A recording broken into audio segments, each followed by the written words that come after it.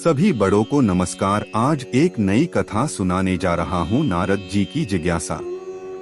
अयोध्या का राजा बनने पर श्री राम जो ने एक राजा की सब जिम्मेदारी संभाल ली।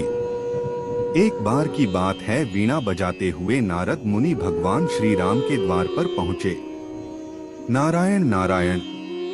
नारद जी ने देखा कि द्वार पर हनुमान जी पहरा दे रहे हैं। हनुमान जी ने पूछा, नारद मुनि कहाँ जा रहे हो?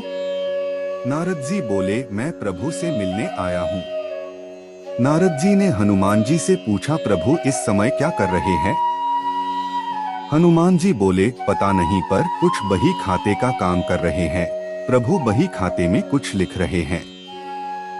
नारद जी, अच्छा, क्या लिखा पढ़ी कर रहे हैं? हनुमान जी बोले, हमें इसका कोई ज्ञान नहीं मुनिवर, आप खुद ही देखाना।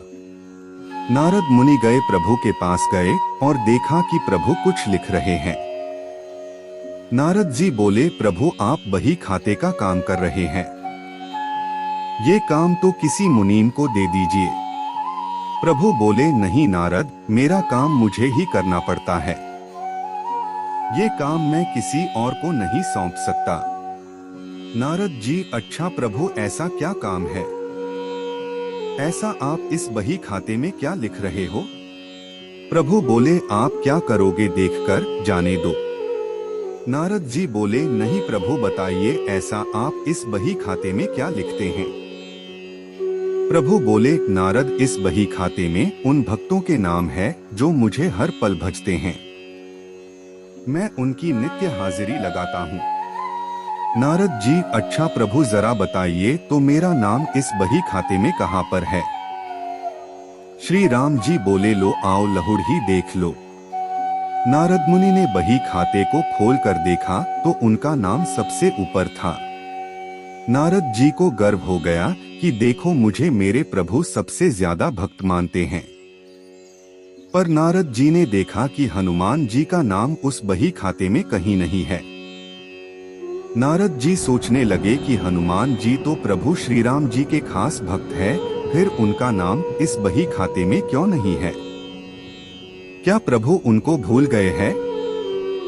नारद मुनि आए हनुमान जी के पास, बोले, हनुमान, प्रभु के बही खाते में उन सब भक्तों के नाम हैं जो नित्य प्रभु को भजते हैं, पर आपका नाम उसमें कहीं नहीं है। हनुमान जी ने कहा कि मुनिवर, होगा आपने शायद ठीक से नहीं देखा होगा। नारद जी बोले, नहीं नहीं, मैंने ध्यान से देखा पर आपका नाम कहीं नहीं था। हनुमान जी ने कहा, अच्छा कोई बात नहीं, शायद प्रभु ने मुझे इस लायक नहीं समझा होगा जो मेरा नाम उस बही खाते में लिखा जाए।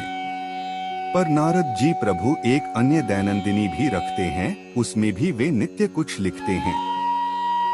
नारद जी बोले, अच्छा। हनुमान जी ने कहा, हाँ। नारद मुनि फिर गए प्रभु श्री राम के पास और बोले, प्रभु सुना है कि आप अपनी अलग से दैनंदिनी भी रखते हैं, उसमें आप क्या लिखते हैं?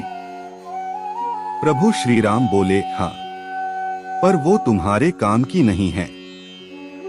नारद जी, प्रभु बताइए ना, मैं देखना चाहता हूँ कि आप उसमें क्या लिखते हैं। प्रभु मुस्कुराए और बोले, मुनिवर, मैं इनमें उन भक्तों के नाम लिखता हूँ जिनको मैं नित्य भजता हूँ। नारद जी ने डायरी खोल कर देखा तो उसमें सबसे ऊपर हनुमान जी का नाम था। ये देखकर नारद जी का अभिमान टूट गया।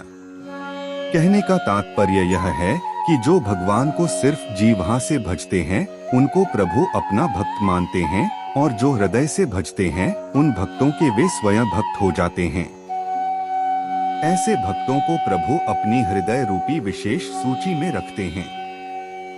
आप प्रभु को माने या ना माने, भले ही ईश्वर पर आपकी आस्था ना हो, फिर भी आप अगर अपने जीवन में निस्वार्थ भाव से अच्छे कर्म करते हो, ईमानदारी रखते हो, ईमानदारी से जिम्मेदारियों को निभाते हो, तो ईश्वर ऐसे लोगों पर अपनी कृपा सदैव बनाए रखते हैं।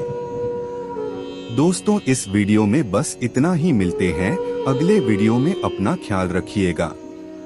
कृपा करके आप मेरे चैनल को सब्सक्राइब करें और मेरी वीडियो को लाइक करें। ताकि मुझे धार्मिक वीडियो बनाने का हौसला मिलता रहे और आप सबका प्यार भी मिलता रहे। कृपया मुझे सब्सक्राइब जरूर करें। अब मैं मिलता हूँ आपको अगली वीडियो में। जय श्री राम।